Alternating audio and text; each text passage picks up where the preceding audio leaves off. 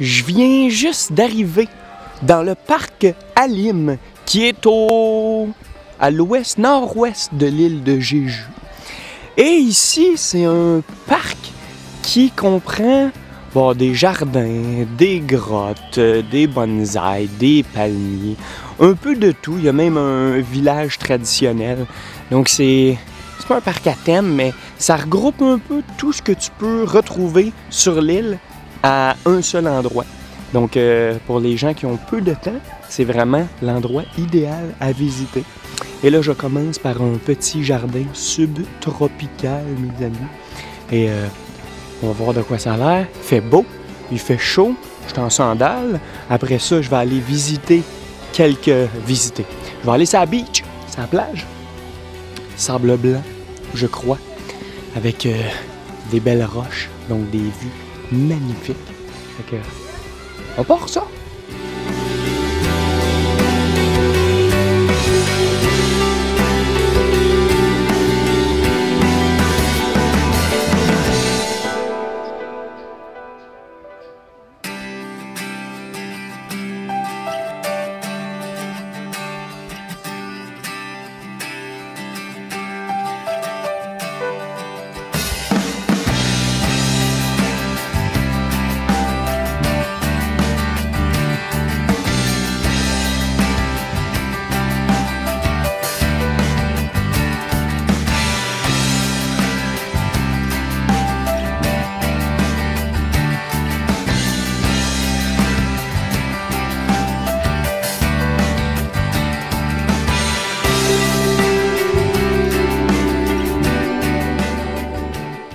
Le parc Alim est un des attraits touristiques les plus populaires sur l'île de Jeju.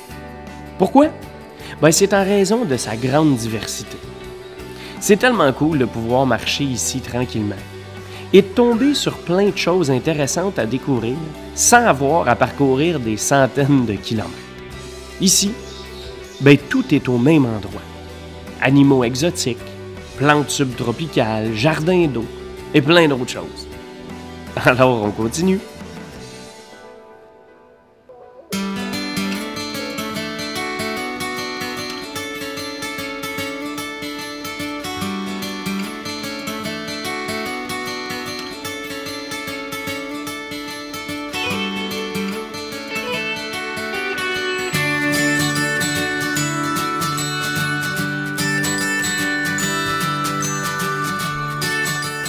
Le genre de parc dans lequel on est aujourd'hui, c'est vraiment ce qu'il y a de mieux quand on voyage. C'est comme un melting pot de tout ce qu'on retrouve dans un pays. Autant au niveau des animaux, des plantes, de l'architecture traditionnelle passée, ou même de la géologie du pays. C'est là, tout au même endroit. Donc s'il y a une place qu'on n'a pas eu le temps de visiter en raison du temps restreint qu'on a pour découvrir une région, bien les parcs thématiques comme celui d'Alim sont tout simplement une petite merveille.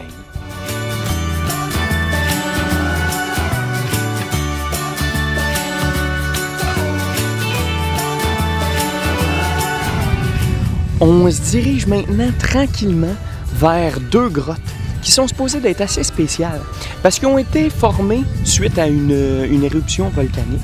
C'est des tunnels de lave et on devrait retrouver des stalagmites et des stalactites, ce qui est vraiment unique pour des grottes créées par des éruptions volcaniques.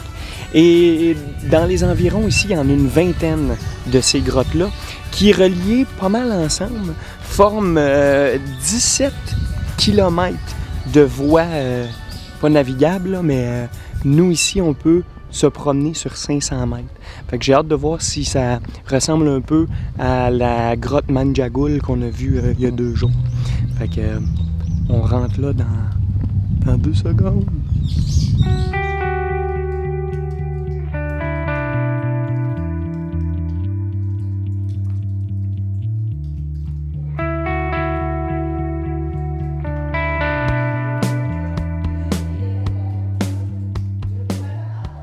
Wow, c'est vraiment fucked up.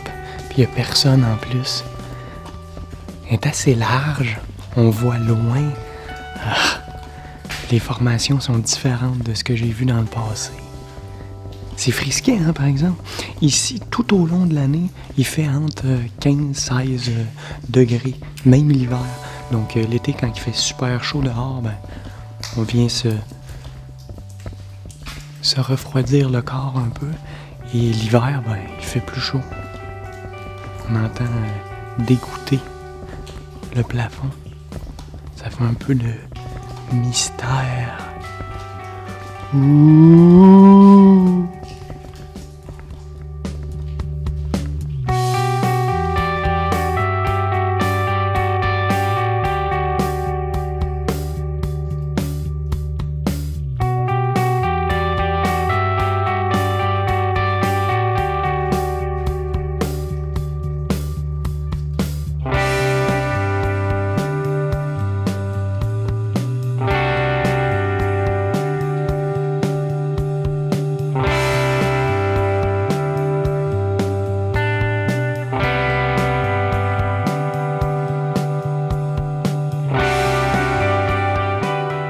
We are now dans la section roches et bonsaï.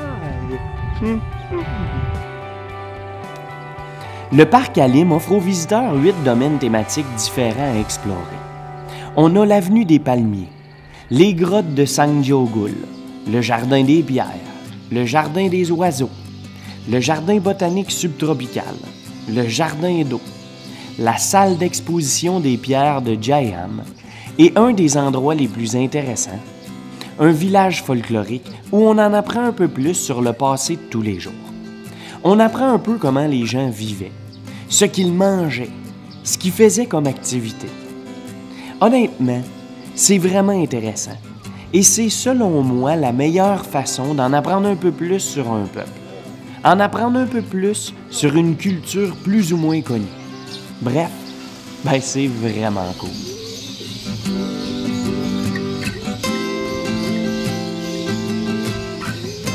Bonjour.